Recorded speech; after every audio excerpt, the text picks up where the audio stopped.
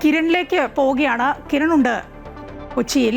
Kiran, BJP മികച്ച വിജയം തന്നെയാണ്, അങ്ങനെ തന്നെ വേണം പറയാൻ.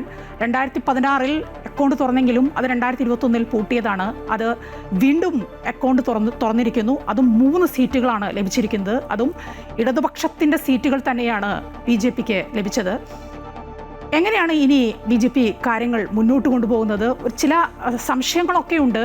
വോട്ട് വിഹിതം കുറഞ്ഞിട്ടുണ്ട്. പ്രതീക്ഷിച്ച ചില മണ്ഡലങ്ങളിലൊക്കെ വോട്ട് വിഹിതം കുറഞ്ഞിട്ടുണ്ട്. അതിൻ്റെ ചർച്ചകൾ വേണം, അതിൻ്റെ ഒരു നിരീക്ഷണം, അതിലേക്കൊക്കെ കടക്കേണ്ടതുണ്ട്. എങ്ങനെയാണ് പാർട്ടി ഇനി എങ്ങനെയാണ് കാര്യങ്ങൾ മുന്നോട്ട് കൊണ്ടുപോകുന്നത്? എന്താണ് കൂട്ടിച്ചേർക്കാനുള്ളത്? മായ, ചരിത്രത്തിലെ ഏറ്റവും വലിയൊരു വിജയം തന്നെയായിരുന്നു BJP ഇന്നലെ നേടിയിരിക്കുന്നത്. 3 സീറ്റുകൾ, അതും LDFിൻ്റെ സിറ്റിംഗ് സീറ്റുകൾ തന്നെ പിടിച്ചെടുത്തുകൊണ്ട് BJPക്ക് ജയിക്കാൻ കഴിഞ്ഞു എന്നുള്ളത് വലിയൊരു ആത്മവിശ്വാസം തന്നെയാണ് BJPയെ സംബന്ധിച്ച് ഉണ്ടാക്കിയിരിക്കുന്നത്. ഈ സീറ്റുകളുടെ എണ്ണത്തിലൊരു വലിയ വർധനവുണ്ടായി.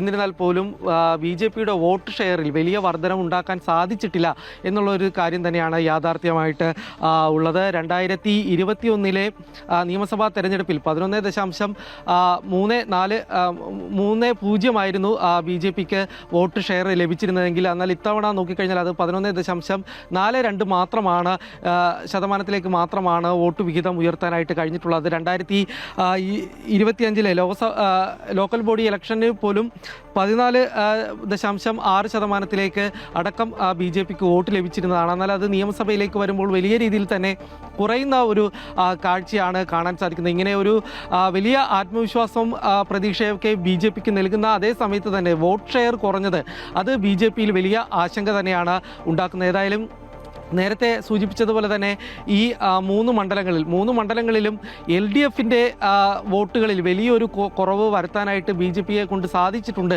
എന്നുള്ളൊരു കാര്യം തന്നെയാണ് BJP മികച്ച ഒരു നേട്ടമായി തന്നെ എടുത്തു പറയുന്നത്. മാത്രവുമല്ല, ഈ വോട്ടെണ്ണുന്ന ആദ്യഘട്ടങ്ങളിലൊക്കെ 5ഓളം മണ്ഡലങ്ങളിലാണ് BJP മുന്നിട്ട് നിന്നിരുന്നത്. ഈ സ്ഥലങ്ങളിലൊക്കെ UDFിൻ്റെയും LDFിൻ്റെയും വോട്ടുകൾ വലിയ രീതിയിൽ തന്നെ BJPയിലേക്ക് എത്തിക്കാൻ കഴിഞ്ഞിട്ടുണ്ട് എന്നുള്ളൊരു കാര്യം കൂടി ഏതായാലും BJPക്ക് പ്രതീക്ഷ നൽകുന്നുണ്ട്. കൂടാതെ BJPയെ സംബന്ധിച്ചുള്ള വലിയ ഒരു പരീക്ഷണം നടത്തിയിരുന്ന ഒരു തെരഞ്ഞെടുപ്പ് കാലഘട്ടം കൂടിയായിരുന്നു ഇത്തവണത്തെ നിയമസഭാ തെരഞ്ഞെടുപ്പ്. ഈ പരീക്ഷണങ്ങളൊക്കെ ഇനി വിജയം കണ്ടിട്ടുണ്ടോ എന്നുള്ളൊരു വിലയിരുത്തൽ കൂടി ഏതായാലും BJPയുടെ ഭാഗത്തു നിന്നും ഉണ്ടാകും. പ്രധാനമായിട്ടും 2 കാര്യങ്ങളായിരുന്നു. ഒന്ന്, ക്രിസ്ത്യൻ ഔട്ട്റീച്ച് എന്നുള്ള BJPയുടെ ഒരു പ്രവർത്തനം, പ്രത്യേകിച്ച് ക്രൈസ്തവ വിഭാഗത്തെ BJPയോട് അടുപ്പിക്കുന്നതിന് വേണ്ടിയുള്ള നീക്കങ്ങൾ നടത്തിയിരുന്നു. അതിന് 2 സംസ്ഥാന നേതാക്കളെ തന്നെ നേരിട്ട് ഇറക്കിയായിരുന്നു BJP ഈ കാര്യങ്ങളൊക്കെ ഏകോപിച്ചുകൊണ്ടിരുന്നത്.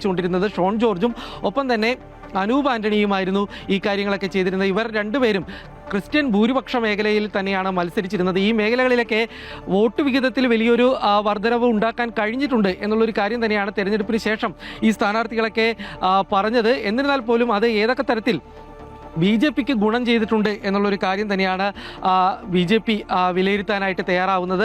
തിരുവല്ലയിലും പാലയിലും സംബന്ധിച്ച് നോക്കിക്കഴിഞ്ഞാൽ 2 സ്ഥലത്തും 20,000-ലധികം വോട്ടിൻ്റെ വർധനവാണ് ഉണ്ടായിരിക്കുന്നത്. പാലയിൽ സംബന്ധിച്ച് നോക്കിക്കഴിഞ്ഞാൽ കഴിഞ്ഞ തവണത്തെക്കാളും 3 ഇരട്ടി വോട്ട് വർദ്ധിച്ചു എന്നുള്ളൊരു കാര്യം തന്നെയാണ് ഷോൺ ജോർജ് പിന്നീട് ഈ തെരഞ്ഞെടുപ്പ് ഫലപ്രഖ്യാപനമൊക്കെ വന്നതിന് ശേഷം പ്രതികരിച്ചിരിക്കുന്നത്. ഏതായാലും വലിയൊരു പ്രതീക്ഷ ഈ ക്രിസ്ത്യൻ ഔട്ട്റീച്ചിലേക്ക് നടത്തിയിട്ടുള്ള ഈ ഒരു പ്രവർത്തനം അത് ഗുണം ചെയ്തിട്ടുണ്ടോ എന്നുള്ളൊരു കാര്യം BJP ഏതായാലും വിലയിരുത്തുന്നുണ്ട്. കൂടാതെ തന്നെ മറ്റൊരു കാര്യം 2020യുമായി ചേർന്നിട്ടുണ്ട് നടത്തിയിരുന്ന സഖ്യമാണ്. എറണാകുളം പോലെയുള്ള ജില്ലയിൽ മാത്രം ഒതുങ്ങിയിരുന്ന ഒരു പാർട്ടിയെ സംസ്ഥാന വ്യാപകമായിട്ട് തന്നെ ഉയർത്തിക്കാട്ടുന്ന രീതിയിലേക്കായിരുന്നു 2020യും NDAയുമായിട്ടുള്ള സഖ്യത്തിലൂടെ ഉണ്ടായിരുന്നത്. എറണാകുളം ജില്ലയിൽ തന്നെ ബഹുഭൂരിപക്ഷം സീറ്റുകളും 2020ക്ക് വിട്ടുകൊടുത്തുകൊണ്ടായിരുന്നു BJP ഈ പരീക്ഷണത്തിന് ഒരുങ്ങിയിരുന്നത്. എന്നാൽ വലിയൊരു മാറ്റം നടത്താനായിട്ട് 2020യെ കൊണ്ട് സാധിച്ചിട്ടില്ല എന്നുള്ളൊരു വിലയിരുത്തലിലേക്ക് കൂടി BJP എത്തുന്നുണ്ട്. പ്രത്യേകിച്ച് 2020ക്ക് ശക്തി കേന്ദ്രങ്ങളായിട്ടുള്ള കുന്നത്തുനാടും ഒപ്പം തന്നെ പെരുമ്പാവൂർ, ഈ മണ്ഡലങ്ങളൊക്കെ ആയിരുന്നു 2020 അവരുടെ ഒരു പ്രതീക്ഷയായിട്ട് പങ്കുവച്ചിരുന്നത്. എന്നാൽ ഈ സ്ഥലങ്ങളിൽ പോലും വലിയ രീതിയിലൊരു മുന്നേറ്റം 2020ക്ക് നടത്താൻ കഴിഞ്ഞിട്ടില്ല. കുന്നത്തുനാടിൽ അവിടെ സാബു ജേക്കബിൻ്റെ മണ്ഡലമാണ്.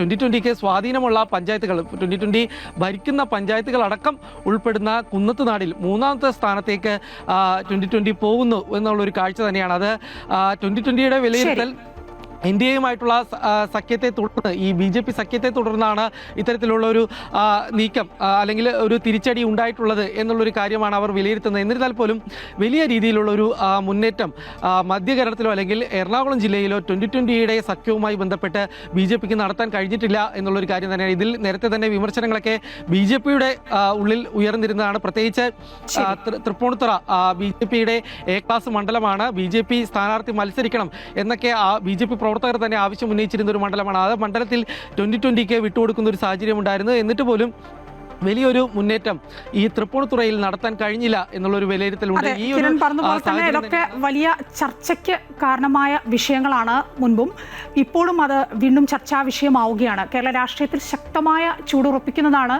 ഈ 3 സീറ്റുകളിലെ BJPയുടെ വിജയം. എന്നാൽ വോട്ട് വിഹിതം കുറഞ്ഞിട്ടുണ്ട്. അതൊക്കെ ഇനി കൂടുതൽ ചർച്ചകൾക്ക് വഴിവെക്കുന്ന വിഷയം തന്നെയാണ്.